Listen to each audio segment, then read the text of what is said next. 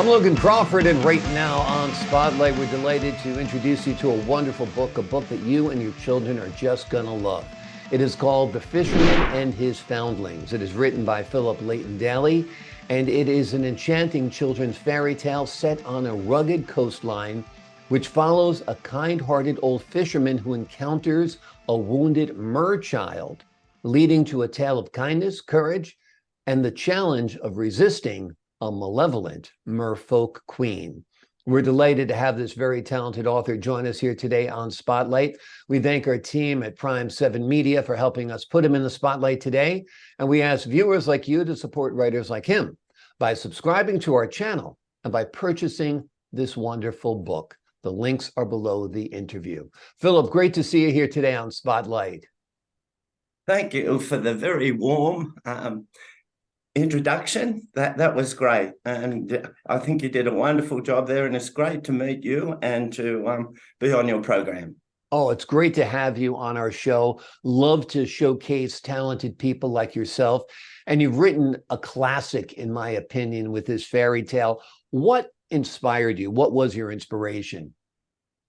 Well, I've always lived in the country, I suppose. I've taught in a lot of small schools, taught my own children in small schools. But as you get older, you kind of feel what's the worth of living? And here's an old man who's had some horrible things happen to him, but he still believes that he can help people. He can make life easier for others. And he shows some wonderful character traits like courage. He's very honourable, loyal. It's just something that I imagine humanity in its highest levels can reach, as compared to some of the things that are happening in the world at the moment. But exactly. Logan, I could say that I have a favourite American program, which is called let me see, the Fried Green Tomatoes. Lovely movie. And I believe that mine, and although I can't compare myself with that wonderful author, but I believe mine is as touching as the Fried Green Tomatoes. I can read it, once a week or something, and can feel moved by what humanity can achieve. Exactly. There are good people out there. I think most people are good. The bad guys get the headlines, but it's the quiet fishermen on the coast who are working hard every day, toiling in unbelievable conditions. Those people are the heart and soul of Australia, America, and the world. For the folks at home, let's give them the big picture. What's the story about? Well, it's about a fisherman who lives overlooking the seaside, and in a very remote area. He's lost his wife from leprosy, and he's not worried about that so much. He just wants to help people. So he goes down every day over a very treacherous pathway and makes his way down to the ocean and fishes, collects driftwood and so forth, and takes it back to the leper colony and also to the mission, the homeless foundling mission up there. Every day he does that. And once or twice a week, he takes his little donkey, goes over a very rugged pathway, and delivers it to the children at the mission and to the lepers. He's lost his wife from leprosy. She's nursed over there. I'm writing another sequel at the moment, which actually changes this from a 4,000-word story, and it changes it into a 16,000 page story, word story, I should say. But that's basically what he does. Then he meets a wounded merchild. Now, there's two foundlings come out of this. I shouldn't spoil the ending as to whom the second foundling is, but he's all in it for other people, and that is what enriches his life. Yeah.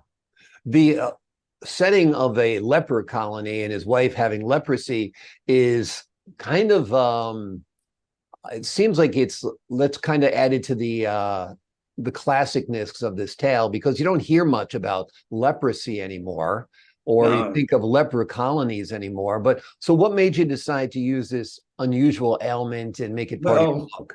again, I refer to an American movie, Papillon, Steve Mm, McQueen. And if you remember in that, there's a leper colony. And I was so kind of mystified by this that I wanted to go over to French Guiana and check out the old buildings. I have an interest in that. So mm, I never did, of course, but yeah. it's always remained in my mind about those leper colonies and missions too. And I have written a couple of local histories on orphanages, Mm, and those have gone. There's a horrible kind of stigma hanging over the orphanages, mm. and I've attempted to clear that up somewhat. They've been destroyed, but there's kind of two links that I have between the lepers and the mission, Yeah. as I call it. Oh, the mission also arrives in the that lovely one with Jeremy Irons. It was called the Mission, Mm. and that was something else, a place where a refuge for children, foundlings, and so forth. Yeah, Mm. it's funny. One of my first public speaking contests as just a teenager was about Damien the leper, a priest who went to work with lepers on a leper colony. So you have Yes, that. I was intrigued by leprosy as well, also by yes. children orphanages. The other thing I'm also very intrigued by, and they're mostly out of business nowadays, are the huge old insane asylums. Oh, You see yes. them, you're like, you see so many nutty people on the street. You're like, well, who's locked up in there if these people are on the street? I don't know. So, I have an interesting story to relate on that, and I thank you for touching on it because it opens up a wide avenue there for me.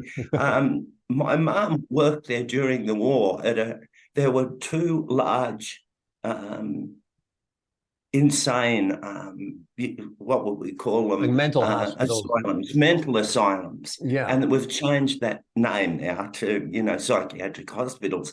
But Right. there were two of them. And my first job when I left school was to go to one up on the other side, on Lake Macquarie. That's on the other side of Gosford, where I was brought up.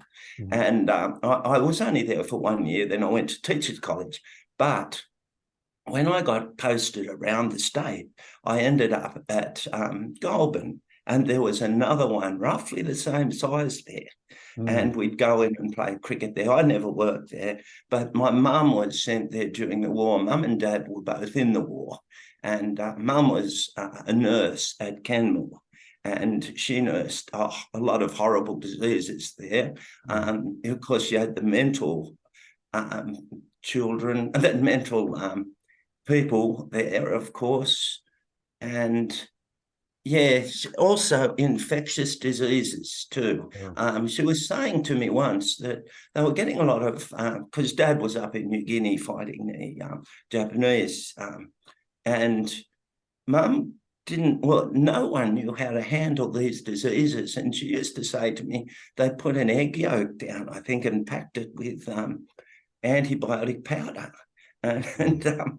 that she said, we just didn't know anything about those. Now, I have letters that Mum wrote when she was in this institution, working only during the war years. And it was to my horror that it was sold by the government for $3 million. Mm. And therefore, it's had a number of owners and Mhm. it's gone downhill. It is now demolition by neglect. It's owned by someone overseas. Now, I happen to get access in there. Mm. Um, and I've taken a lot of pictures, right or wrong, because I knew this was going to be happening. This was going to happen. It appears in my book. I was so earnest in this that I take my kayak down to the back of the institution and take pictures because they had caretakers and that. And I compiled some lovely books. If you just excuse me for a sec. Sure. My big book is the Kenmore Psychiatric Hospital, which Very is interesting. up there. Um, there's that one. And the demand for, or the interest in it, has been such that I wrote three other supplementary ones. Mm. And the Kenmore Psych Hospital, Wednesday's Child. Of course, if you know the nursery rhyme, Wednesday's which you Child is would, full of woe. that's right. Yeah. And Yeah. of course, a lot of the people might say to me, but those people in that psychiatric hospital weren't full of woe. They, they weren't aware of certain things. The one that I wrote specifically about was a poor soldier who fought in 2 war campaigns, and in one his jaw was shattered with a bullet, and he suffered horrible psychological and it was a horrible injury anyway. Yes, and he then he went again to the occupation army, and finally it was just too much for him. He came to Morisset and he attempted to kill the superintendent there. Now, a nurse yelled out to warn him. He shot her twice. The bullets hit her and killed her, and blew the cap off another woman and another nurse, I should say, lady, and also wounded another one in the shoulder. Now, the superintendent was quick-witted enough to weave around from very close range, and this man was a war. I see him as a war hero, really. I can't blame him for doing this. I blame governments or whatever for putting him in that position where and not looking after him. And the superintendent ducked and weaved from a very close range and avoided being hit. Then the man was apprehended and he was sent to the psych hospital where I initially worked, which was on Lake Macquarie. And that was a special one because it had a criminally insane section there. And that's where that man was put. So that's how you get the title, Wednesday's Child. And I thank you for bringing it in at that point. Yeah, it's a unique coincidence. They happen to mention, psychiatric institutions, and then you have a connection to them and you've written a book about them. Tell me a little bit about your writing career. How many books have you written? When did you start writing and that kind of thing? It looks like it's nonfiction as well as fiction, I see. Yes. Actually, when I was in second class, I suppose the writing bug tended to emerge, and I wrote Way Down Upon the Swanee River by Al Johnson, or maybe he's saying it, Al Johnson. Yeah.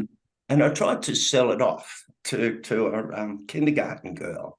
Unsuccessfully. I got the penny or halfpenny for it.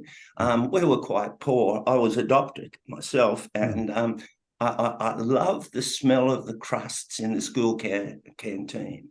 Lovely peanut butter or malt. And gee, I'd love one of those. And I got it when I sold one of these scripts. But of course, the infant's mistress came and said, "Oh, you can't do that." And so I laid off writing for a good while. I wrote quite a bit of poetry. Then a mate said to me, "Look, Phil, you've got a good memory. Why don't you write of some of the lovely things we did when we were young?"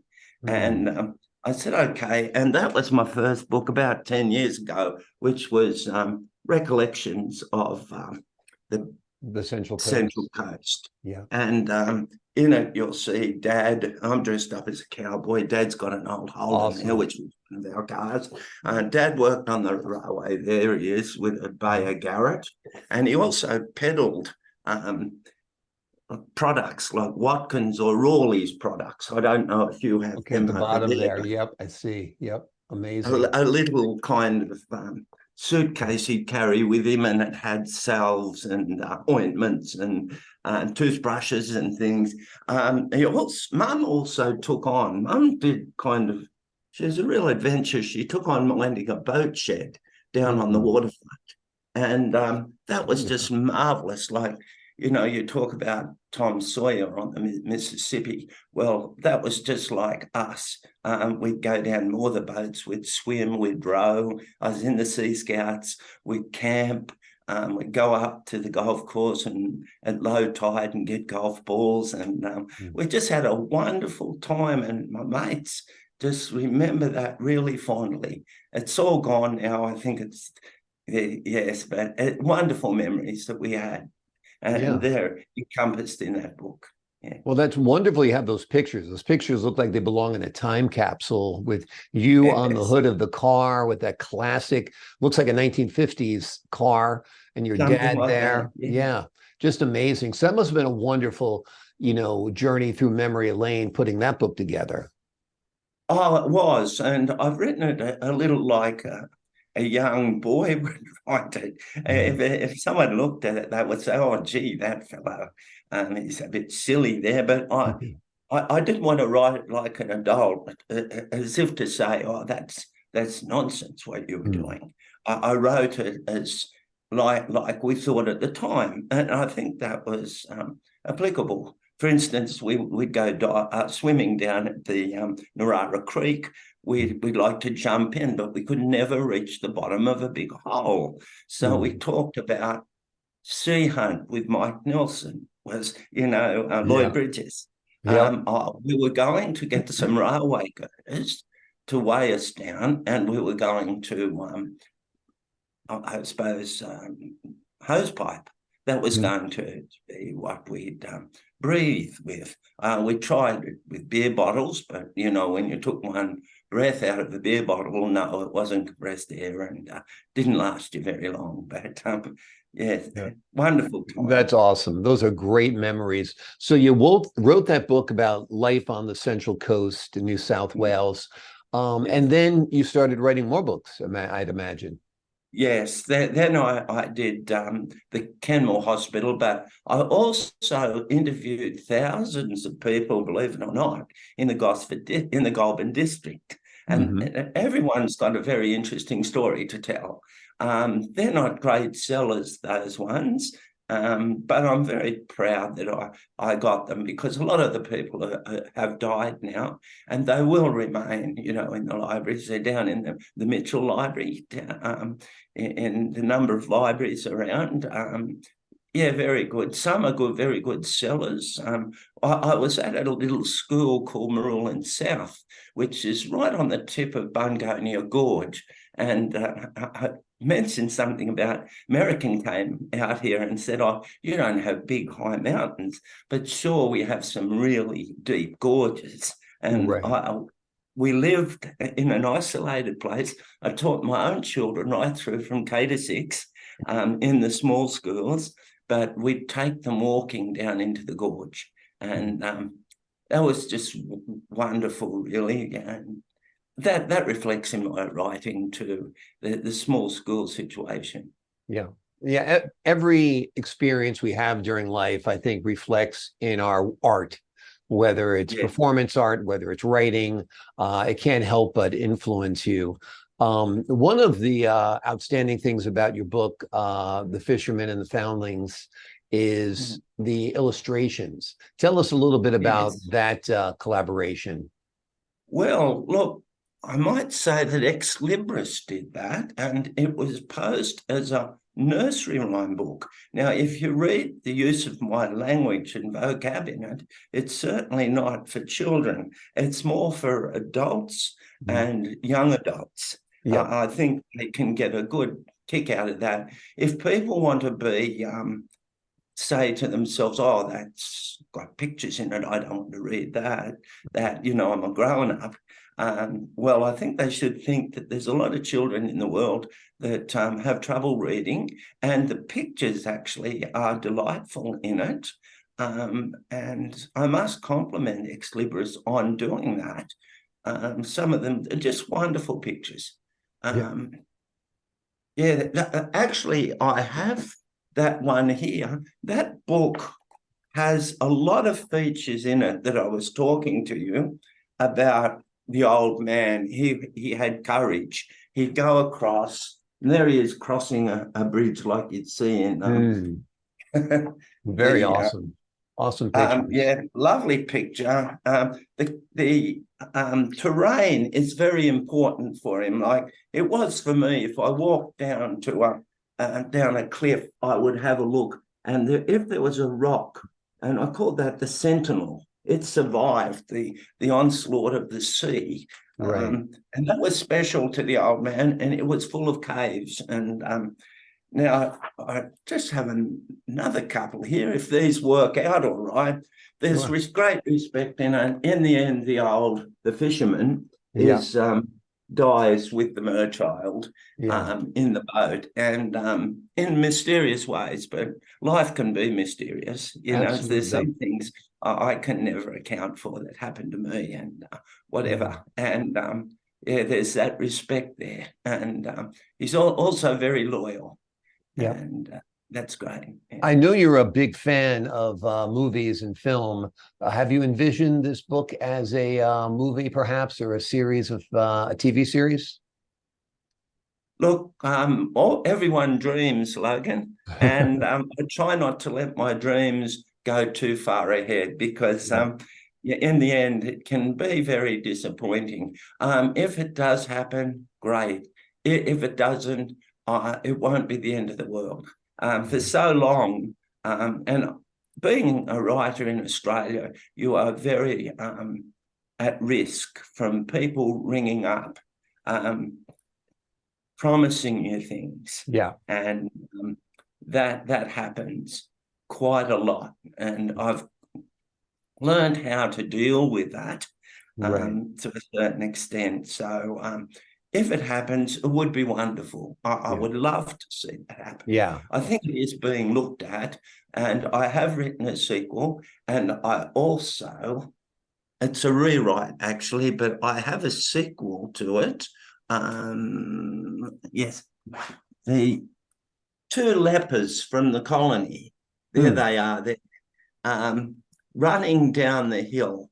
One's blind, Mhm. and they lead one another around by the hand. Very touching. They've got a dog who looks after them. Very loyal dog. They stick together right throughout their lives, and actually they die. I'm telling you a little bit about this. They die together exactly at the same moment, Huh. and Interesting. it's Interesting. well, you never know in life, do you? There are a You lot of never know. That mistakes. happens with couples. It happens with people. It happens with friends. I mean, one dies, the other dies, broken heart syndrome and that kind of thing. Um, that book is called No Honor Among Thieves. I've rewritten it again. Yes, Okay. it is available as No Honor Amongst These, but I've rewritten it and made it longer, Mhm. and it's Honourable Thieves. Okay. It's a rewrite, but I have rewritten the Fisherman, or about almost the Fisherman and his Foundlings, and I Mhm. go right back to where the old man came from. Mhm. And it starts off, he's over there in Lawrence in America, and the what do we got? The Civil War is about to break out, Right. and that horrible marauder Yeah. just lost to. He was one of the ones fighting for the southern side, and the Jayhawkers, or what? It's all in my book, but Yeah. being asked to recall that's a little difficult. But it starts off there, and his children are killed over Mm. there in a skirmish when this fellow attacks the town, and his sons die, and they flee to Australia. Mm. Um, so that's how this new book of mine, when it's published, will end up. And it'll be a lot longer. It'll be 16,000 words. Amazing. Um, Amazing. You're such a prolific writer. When do you write? First thing in the morning, a little bit all day? Do you have a writing habit? yes, I just write whenever I can, whenever my wife lets me. Um, Smart it man. seems to be an irresistible obsession with Mm. me. It started after I did that Central Coast book. I can't seem to stop it, but it's a good way. I look back and I said, look, that's 20 years. What have you done? On my deathbed, Right. I'll look at what I've done. Yeah. It's an accomplishment along Sure. with other things. It's a it's And a it's a living legacy that'll go on before you, beyond me, beyond any of us. The written word stays there in you know perpetuity, which is wonderful, which is wonderful. Absolutely.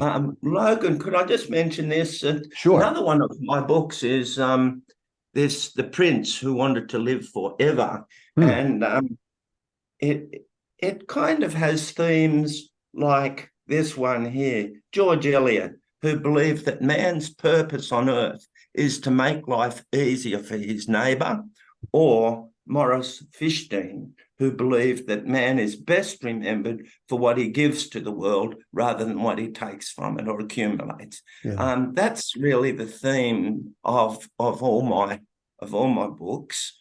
Yeah. But I might say I have written three, now what would we call them, satires. Okay. 3 satires, and one of them is, it's not a copy, and I've been accused of it being a copy because it's a satire of Animal Farm, and it's nothing like Animal Farm.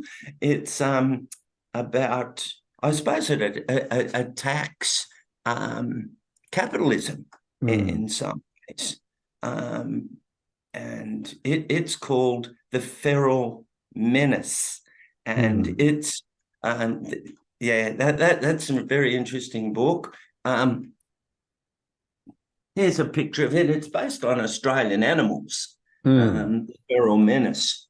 Wonderful. That's beautiful illustrations as well. And certainly Australia has some of the fiercest, strangest creatures on earth.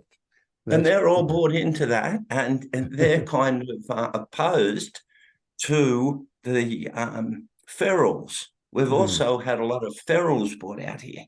And of course, I suppose the capitalists would like to get rid of our, what would you say, national parks and set up, great condos, development. We've got a lot of national parks here in Australia, which is good. And the feral animals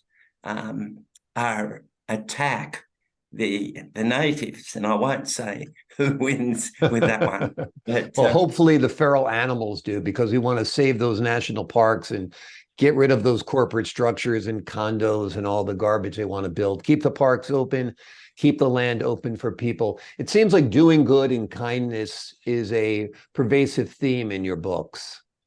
Well, I read something, and it goes right back to the Stoics. I'm on this kind of website on Stoicism, and it's something, if I can find this very quickly, I'd read it out to you.